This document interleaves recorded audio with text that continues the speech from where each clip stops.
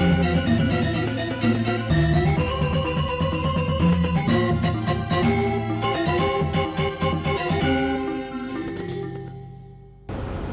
Swastiastu, pemirsa Bali TV, kembali saya Nyoman Winata, redaktur pelaksana harian Bali Post ya, menjumpai Anda dalam Bali Post Talk.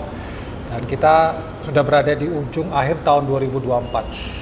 Dan kita akan memprediksikan kira-kira di tahun 2025 seperti apa. Apanya? Ekonominya. Karena ini menjadi bahasa yang cukup menarik untuk kita bahas.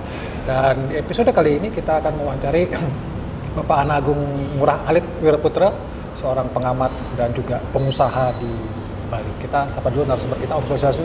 Om Swastiastu. Gimana kabarnya? Sehat. Ya, tetap semangat ya, Toji ya. Itu yang penting. Karena tahun ke depan ini kan pasti akan lebih baik dari tahun yang lalu. Oke. Harus. Ada optimisme seperti pasti itu? Begitu. Harus begitu. Kalau Tuh Haji melihatnya tahun 2024 dulu, perjalanan dulu ya. Tahun 2024 seperti apa Tuh Haji melihatnya? Perekonomian Bali nih. Ya. 2024 kita memang sedang menata. Jadi setelah Covid, kita dalam Covid 2020, 2021, 2022 kita mulai merayap istilahnya. 2023 kita sudah berdiri. Nah 2024 ini kita melangkah pelan-pelan. Jadi mungkin memang di 2024 pertumbuhan ekonomi kita masih sama dengan pusat, yaitu 5%. Dan saya berharap di 2024 kemarin teman-teman sudah mulai nih bangkit. Walau paling tidak sudah berdiri. Kalau syukur bisa berjalan dan mudah-mudahan bisa berlari. Tapi saya lihat di akhir tahun kuartal ketiga dan keempat itu saya lihat teman-teman sudah mulai berjalan dan berdiri. Ya. Mungkin ada yang berlari. Oke. Dulu sempat dikatakan bahwa dampak COVID ini kan sangat luar biasa terhadap perekonomian Bali. Konon kabarnya akan baru bisa bangkit Bali di tahun 2025. Tapi beberapa pengamat kemudian pengusaha juga yang saya wawancarai katanya kita pulih lebih cepat. Apakah Pak Haji juga melihatnya? Betul. Bali betul. lebih cepat pulihnya. Betul itu. Karena terus terang ekonomi Bali di luar prediksi kita ya. Seharusnya kita recovery itu 2 tahun. Kita di Bali ini Astungkara bisa recovery dalam 1 tahun. Jadi 2022 itu kita sudah ini 2023 kita sudah bangkit. Dan sudah ekonomi berjalan dengan bagus. Hanya memang ekonomi kita ini kemarin karena dia kosong 2 tahun 2020 dan 2021 adalah teman-teman dari luar Bali yang masuk mengisi kekosongan itu. Nah, bangkitnya ekonomi kita ini memang tidak dinikmati oleh seluruh teman-teman yang kemarin, tapi sebagian diisi oleh teman-teman dari luar. Nah, mungkin tahun 2025 ini kita akan kena peluangnya akan lebih besar dengan pertumbuhan ekonomi Bali yang saya prediksi tahun 2025 ini mencapai 6%, jadi 1% di atas rata-rata nasional. Sehingga dengan begitu peluangnya akan lebih besar. Dan teman-teman sudah akan mulai bisa saling mengisi dan saling memberi masukan di dalam saling berbagi bisnis di dalam tahun 2025 ini. 2025 optimis bisa di angka 6%, 1% di atas angka nasional. Apa yang mendasari Tuh Haji optimisme lah katakanlah begitu, ini akan bisa 6%? Apakah karena pariwisata kita sudah mulai tumbuh? Ya. Yang pertama memang pariwisata kita ini tumbuhnya cepat sekali. Saya juga kaget ya. Covid 2022, 2023 sudah mulai dia ini, sekarang kunjungan wisatawan itu ke Bali itu sudah sangat normal dan sangat besar. Karena apa? Terbukti di bandara yang kemarin tahun yang lalu 2023 masih 10.000, sekarang sudah di atas 22.000 sampai 24.000 per hari. Sehingga dirilis kemarin bandara kita sudah bergerak di angka 22 juta orang setiap tahun yang turun dan landing di Bandara Ngurah Rai. Oke, tapi kalau kita lihat ada beberapa catatan atau katakanlah peringatan evaluasi penting yang disampaikan, ada yang dari Fudor Travel yang mengatakan jangan berwisata ke Bali. Kemudian Australia juga kemarin mengeluarkan travel warning, jangan karena ada DBD dan segala macam. Gimana Tuh Haji, apakah ini tidak akan mempengaruhi kurang nanti wisatawan di tahun 2025 datang ke Bali? Saya lihat Bali ini punya trademark sendiri. Dia punya dia punya kekhususan sendiri ya. Bali ini dengan adat dan budayanya itu di luar prediksi kita itu sangat membantu membangkitkan wisatawan. Dan wisatawan itu untuk kalau asing ya, untuk berwisata dia sudah mempersiapkan 1 tahun atau 2 tahun sebelumnya. Sehingga pengumuman ini kan baru akhir tahun ini, sehingga ini tidak berdampak kepada mereka yang akan ke Bali. Mereka tidak bisa membatalkan dan tidak ingin juga membatalkan kunjungannya ke Bali. Nah, cuman kita juga harus bijak di sini. Pemerintah dan semua stakeholder pariwisata, mari kita bersatu untuk menyampaikan bahwa apa yang harus kita tata untuk membuat image yang disampaikan itu bisa tidak terjadi. Saya pikir itu kalau kita bersama-sama, saya pikir image itu tidak akan terjadi. Ya.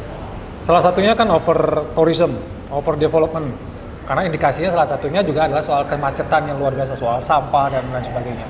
Sampai juga agenitas soal kesehatan yang DBD. Kemacetan dan sampah ini kan jadi persoalan dari dulu kan. Ya. Gimana ya cara mengatasi kalau saya pariwisata kita terselamatkan lah begitu. Terima kasih. Ini kebetulan juga ada beberapa investor dari belahan negara yang ingin masuk untuk menyelesaikan sampah itu. Oh, sampah ya. Dan mereka sudah menghubungi saya. Kalau untuk traffic, kemacetan, ini perlu penanganan pemerintah yang tegas dan berkelanjutan. Karena apa? Pemerintah ini harus berani mengambil konsekuensi yang cukup besar. Seperti yang disampaikan oleh teman-teman di daerah di kemarin bahwa kalau bisa kendaraan roda 6 ke atas itu memang dia bergerak di malam hari. Terutama angkutan material dan angkutan lain-lainnya. Karena ini sangat mengganggu. Yang paling macet itu Kuta Selatan kita katakan. Itu hampir 63% itu adalah angkutan material tanah dan sebagainya. Tanah dan pasir. Sehingga ini juga kalau itu bisa dikurangi dia berangkatnya malam, traffic di sana akan berkurang. Di daerah Denpasar, dari Mengui ke Denpasar itu kendaraan-kendaraan yang dari Jawa yang menuju ke Lombok dan ke NTT itu lebih banyak melewati kota Denpasar. Mereka tidak melewati ini ya, mungkin satu-satunya mereka kalau di ini kan diperbolehkan dan diharuskan ya, saya usul untuk mereka berangkatnya malam hari menuju ke kendaraan-kendaraan roda 6 ke atas. Itu berarti angkutan barang yang cukup besar paling kalau itu bisa dikandangkan lah, katakanlah begitu di pagi sampai malam gitu, malam mereka baru boleh berangkat menggunakan jalan, mungkin bisa teratasi. Itu aja ininya. Kalau itu karena mereka volumenya lebih dari 30%. Kalau volume lebih dari 30% itu, dan itu juga menyebabkan kita pelaku usaha ini dengan keadaan yang traffic atau kemacetan ini membuat biaya kos operasional kita tinggi. Nah, di tahun 2025 ini, kalau itu bisa dikurangi dari kos itu dengan mengantisipasi kemacetan, kita juga berharap bahwa itu akan bisa menurunkan kos. Nah, pertumbuhan ekonomi kita itu akan bisa lebih dari 6%, bisa sampai 7%, apabila ada beberapa komponen daripada yang menghambat pertumbuhan ekonomi itu bisa diatasi. Misalnya inflasi kita juga harus dikendalikan. Kemudian kenaikan harga dan bahan-bahan pokok ini juga harus dikendalikan. Kemudian tenaga kerja, upah minimum juga sudah cukup tinggi. Dan yang terakhir pajak ini. Nah, pajak 12%, ini kalau dia dikenakan oleh barang mewah, apakah hotel dan restoran ini termasuk barang mewah? Apakah kita menginap di hotel dan restoran ini akan barang mewah? Nah, kalau ini masuk dalam pajak 12%, itu akan menambah kos daripada hotel dan restoran. Dan itu berdampak juga bagi pendapatan para pelaku usaha pariwisata ini. Itu artinya pertumbuhan 6% di tahun 2025 yang Tuaji prediksikan itu memiliki beberapa persoalan tadi ya, termasuk pajak dan lain sebagainya. Tapi apakah ini akan membuat katakanlah pertumbuhan ekonomi kita agak sulit menjadi 6%? Kalau 6%-nya enggak. Di atas 6% yang sulit. Oh, kalau kita mau cari di atas itu di atas ya? 6%. Persoalan-persoalan itu harus dituntaskan dulu. Ya, seharusnya dengan posisi Bali dengan kunjungan wisatawan saat ini yang mencapai 22 juta, ya, itu kita bisa membuat pertumbuhan ekonomi itu di atas 7%. Sama dengan tahun 2010 dan 2012 sampai 2015. Pertumbuhan ekonomi kita selalu di atas 8%. Kadang-kadang sampai 2010 nyampe 12%. 10%, sorry. 2011-12 itu 8%. Dan itu kita bisa capai kembali. Dengan pertumbuhan ekonomi Bali bisa di atas 7% lah katakan. Maka kesejahteraan juga akan tercapai.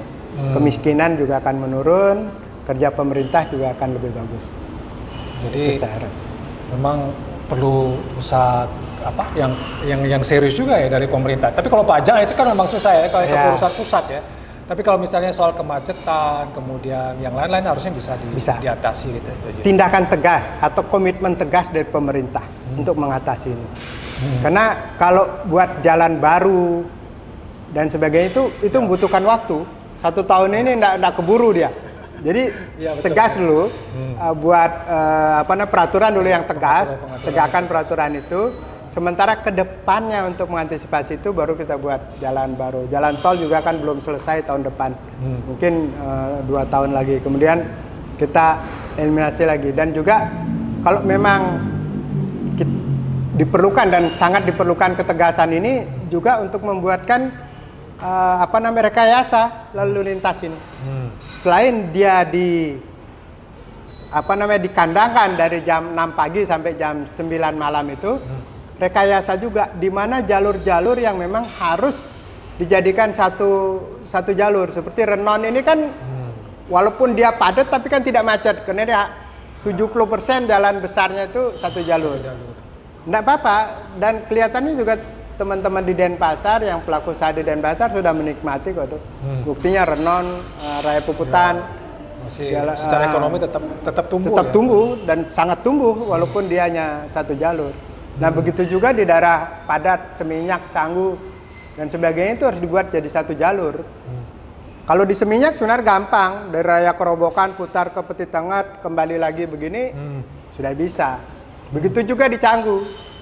Ada arus yang dimana kita jadikan satu jalur sehingga tidak ada traffic, tidak ada pemotongan. Nah, Gatot Subroto juga sebenarnya bisa diatasi dengan menjadikan dia jalur kendaraan jalan terus. Gitu. Ada banyak solusi sebenarnya. Banyak solusi. Kemacetan ya. Karena mau tidak mau pertumbuhan ekonomi juga dipengaruhi oleh faktor-faktor yang sangat dipengaruhi. Tapi tadi sedikit tentang sampah. Saya tertarik, apakah memang sudah ada investor yang mau Ada 2 yang saya lihat. Yang satu kembali dari China lagi untuk sampah ini, dan satu lagi ada investor dari luar, dari Eropa ya. Kira-kira apa yang menjadi kendala? Kenapa agak sulit ini? Dari pemerintah kah? Kebijakan pemerintah. Pemerintah harus mendukung ini dengan mungkin ya sedikit bantuan dari pemerintah pusat. Pemerintah pusat sudah memberikan green light sini untuk dibuat, sehingga tinggal sekarang kebijakan pemerintah daerah. Saya pikir karena ini sampah multi kabupaten kota, maka harusnya diatasi oleh gubernur. Saya harap gubernur membuat kebijakan, dan saya bersedia kok mengantarkan mereka yang akan datang untuk mengelola sampah. Memang sama dengan di Jakarta dan daerah lain, ada kewajiban oleh pemerintah daerah yang harus diberikan kepada para investor itu. Dan itu kita bisa negosiasikan. Oke, Tuh Haji sedikit sebagai closing statement juga sekaligus, karena kan tadi Tuh Haji 2025 menyinggung juga pemerintah. Ini kan akan ada pemerintahan baru. Betul. Bukan baru sih ya, baru terpilih akan dilantik ya. Orang-orang lama sih sebenarnya. Apa harapan Tuh Haji terkait dengan 2025 nanti di masa awal setelah dilantik gubernur baru ini? Terima kasih. Kesempatan ini juga saya mengucapkan selamat kepada Pak Koster dan Pak Giri dalam